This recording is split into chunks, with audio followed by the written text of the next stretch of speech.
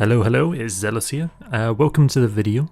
I'm going to be talking today about Starfield and the cities that are in it.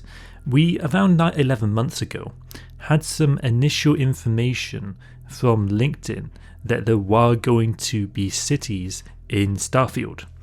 There were several implications surrounding that, including that obviously there's going to be multiple planets in multiple cities, probably. We were all very interested to see how they would handle large cities. They said somewhere before that they wanted every building in a city to be inhabited for immersion. So it's interesting if they'll be able to keep that up for cities at almost true scale, assuming that you can travel above them, or maybe you're restricted to certain zones within the city. We just don't know yet. By the way, if you're not already, make sure you're subscribed, because I do make videos about Starfield every single day on a different topic, so make sure you're subscribed. We do know from Fallout 4 that they have the capacity to build these really big cities and have them kind of make sense on paper.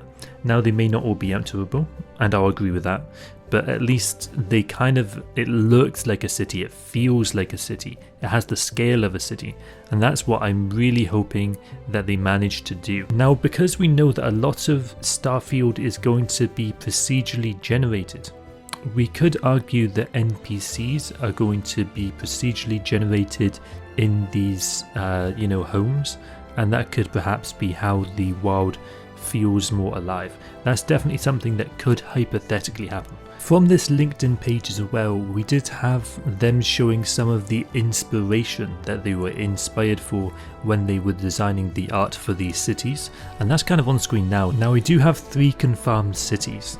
The first one is New Atlantis, which is a city which is meant to be people from every race, creed and ethnicity.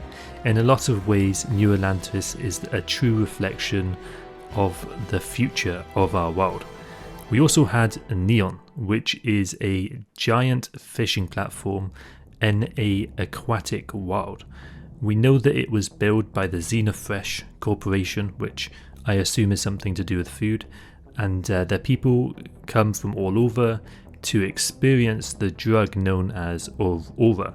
Everything else around Neon we don't really know too much, but we kind of know that it's kind of like a more cyberpunky world, perhaps, with kind of like a wet market, stuff like that. We then also have Aquila. This is a home to a variety of people, but they all have one thing in common. They have the belief that the sanctity in personal freedom and individuality.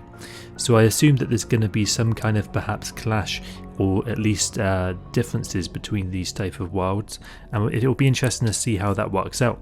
And obviously there could be a lot more kind of like negative worlds that we could be seeing in the game that haven't yet been released, to do with crime, to do with drugs. Now, interestingly enough, on this Neon planet that I mentioned, it was that after a while of making these fish, which was originally intended for, they found that it had psychotropic effects, and instead of eating the fish for food, I believe it basically became somewhere that they could use in order to get drugs for self-enjoyment and as a platform to make a bunch of money. Now obviously this is only one type of drug sold on kind of one colony, so we'll kind of see how that develops. Is it that it only is about that, or is there perhaps another drug underworld there, and that's kind of just one of the things that happens on Neon?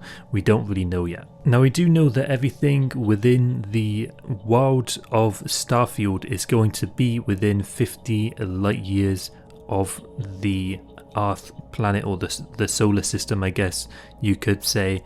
And so it'll be interesting to see how that plays out. One thing we have to ask ourselves, for example, is Earth going to be a playable planet, or is it kind of going to be in the backdrop?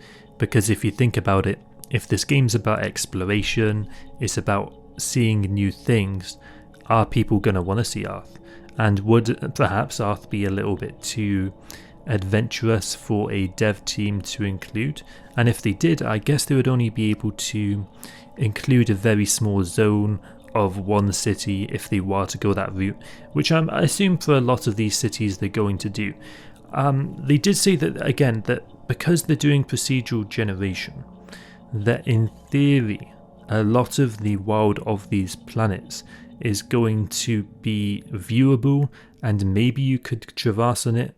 And, you know, again, things being procedurally generated, that kind of makes sense. But I still think that within the cities, it probably wouldn't make sense for everything to be procedurally generated in a way, because that just seems like a lot of effort. We do know that Starfield has 50,000 extra lines relative to Cyberpunk. And Cyberpunk you could consider as a game that is kind of... It does have a lot of dialogue, I'll agree with that, but a lot of the dialogue's kind of like lower quality. The story isn't super enticing. It's still a good game, don't get me wrong.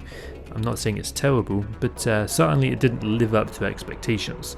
And I see a lot of people comparing this to Starfield, that kind of like saying that it's probably likely, based on the amount of lines, that we're not going to see this game be huge in the way that I think some people are talking about it, because if it were, it would have to have a lot more lines.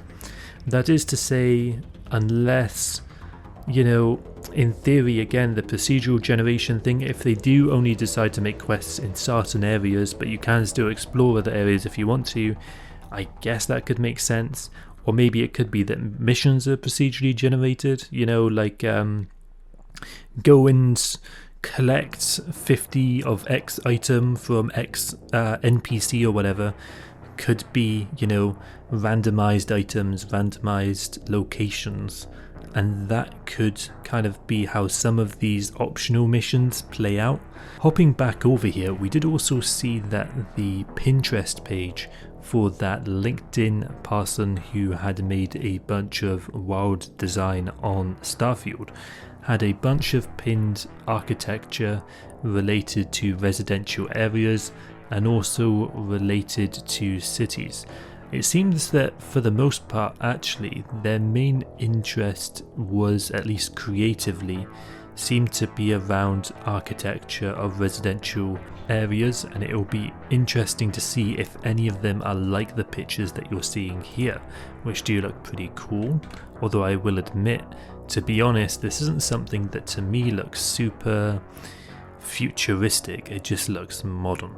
We did also see that they have a few Pinterest pages from things perhaps that they designed from Fallout 4. So obviously, you know, that's cool to see that they have definitely worked on stuff in the past. Hopefully they did a cool job. There was also, interestingly enough as well, a lot of things that they've saved in regards to robots specifically. And I kind of do wonder if that has some relation to Starfield, because we do know that robots are going to be in the game, and we do also know that perhaps you can in some way, I remember Todd saying, you can have robot companions in some way, but he didn't kind of not make that super clear what he meant. So I'd love to hear what he means by that, and also why this person who has been working on Starfield as an art developer for so long has been looking at so many, you know, robotic pictures. It almost seems to me like someone wouldn't really necessarily look this up as a hobby, but definitely would be something if they were looking for creative inspiration for work, that perhaps that's what they would be doing it for. By the way, if you're not subscribed already, make sure you're subscribed. I do make videos every day, and follow me on Twitch.